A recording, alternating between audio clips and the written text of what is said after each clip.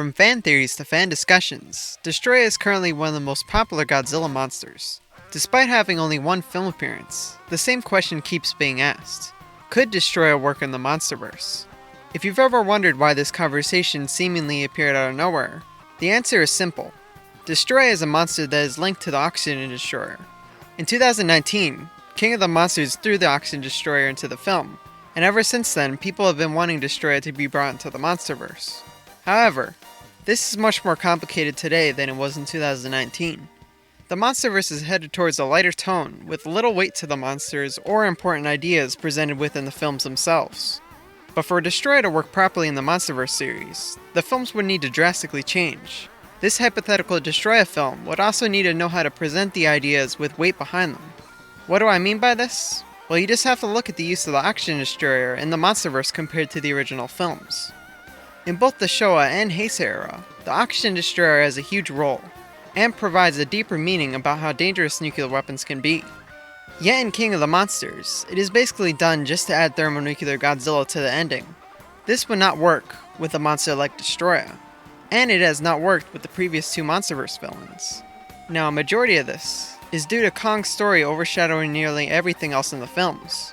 You have Mechagodzilla, Scar King, Godzilla's role in two different films, and Shimo, which Shimo is overshadowed by even Mothra's story, which gets more focus and build-up than Shimo does in Godzilla x Kong. So for the idea of Destoroyah to work, or as many mutations, to be as effective as they can be, they could not be done as another subplot to another Kong storyline. This again was done with both Mechagodzilla and Scar King. And this is even considering both of these films' main storylines build everything around these final battles. Yet the execution still falls flat. Something else that adds on to this is that both of these monsters are made out to be weak one way or the other, which makes for a disappointing ending. The original Godzilla films understood how to set up monsters stronger than Godzilla. This was done by having a previous battle before the ending fight. This sets up certain ideas and what to expect overall, as well as showing the danger these new monsters are to Godzilla, and how he can overcome this. King of the Monsters did do this, but the following films lack this, and it shows in the final battles. The idea of Destoroyah can be remade well, but this would require understanding of Destoroyah's powers and his portrayal in the original film. If those two things are done correctly, you could have a perfect adaptation for Destoroyah, or really any other monster in the franchise. But this is extremely unlikely for one main reason. Lots of films try to modernize something or to make it better, when in reality they are just making a different monster with the same name of the older monster. And Godzilla 1998 is another perfect example of that. But in terms of how Destoroyah could work in the actual Monsterverse, there would be many things that need to be done. Destoroyah would most likely need to be mutated from the Oxygen Destroyer used in 2019, and similar to the original Godzilla vs. Destoroyah film, some sort of human activity would need to uncover the microscopic creatures. Destoroyah's mutation from then would begin as a result of being exposed to the oxygen. The time span for Destoroyah's mutation could vary depending on what the story was being told, with the original film making Destoroyah's mutation be about a span of a week. From there, you could have Destoroyah's crab forms play a key part in the human story, as well as making their motives not based on instinct, but pure destruction of life.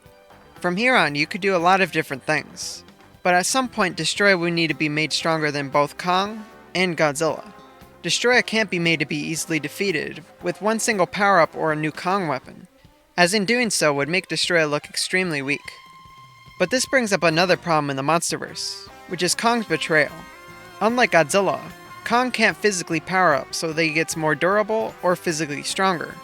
You do have the glove, but Kong having a metal hand doesn't automatically make him more invulnerable to the Oxygen Destroyer, or a monster that is much stronger and deadlier than even Godzilla.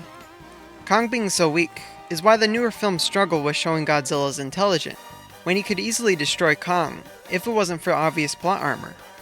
Now, something else that is lacking in the Monsterverse was a staple in the Suitmation films: city destruction. The main reason for this is due to the older Godzilla films being models, and their destruction being the main attraction of the films. The Monsterverse seemed to completely avoid this, having city destruction only be caused as a result of the monsters fighting, or it just being shown for a split second.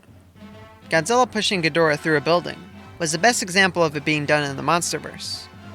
For Destoroyah to be adapted into the Monsterverse, the filmmakers would need to take it seriously, and not use it as a last minute addition.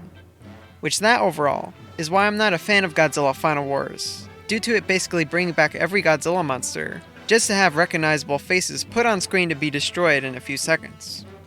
The Monsterverse seems to be doing the same thing, with a film like King of the Monsters being the main showing of this. In this film you have Ghidorah being awakened, the Oxygen Destroyer being created off screen, and Mothra dying from Ghidorah's lasers so that Godzilla can turn into his burning form. All of these ideas are main staples from the Godzilla franchise, yet without the proper setup that those films had. The original films for which these ideas have their ties to is Gojira 1954 for the Oxygen Destroyer, Godzilla vs. King Ghidorah for the idea of powering up Godzilla before his fight with Ghidorah, and Godzilla vs. Mechagodzilla 2, where Rodan died in the exact same way that Mothra dies from Ghidorah's lasers. And then you have Thermonuclear Godzilla, which is directly copied from Burning Godzilla and Godzilla vs. Destoroyah. But I will give credit to the last Monsterverse film. Despite having their own huge problems, they didn't bring back old monsters to portray them poorly. The problem with the new monsters though, is that they aren't well built up, or have weight. The Mutos are a good example of a monster that is well set up from beginning to end, but that left Godzilla to be sidelined nearly the entire film. Now this isn't to say that multiple monsters can't work in a film. Godzilla vs. Destoroyah is actually a perfect example of this. The film presents around 6 different perspectives, and have them all make sense in one overall story. You have Mickey, the military, the scientists, Burning Godzilla, Godzilla Jr., and Destoroyah's many forms. So this is definitely possible for Destoroyah to be in a film with many different focuses. But as I've said before, can is the ability. Just because it has been done before doesn't mean it will be well done in the future, especially in a series that is shown not to be able to balance each of its monsters in order to tell an overall story. I would definitely say it's possible for Destoroyah to be in the Monsterverse, but the likelihood of Destoroyah being well done with respect to the original film isn't very high. So overall, could Destoroyah work in the Monsterverse? I don't think currently Destoroyah would be remotely well done in the Monsterverse. Now if the direction shifts with the next film, it can be possible.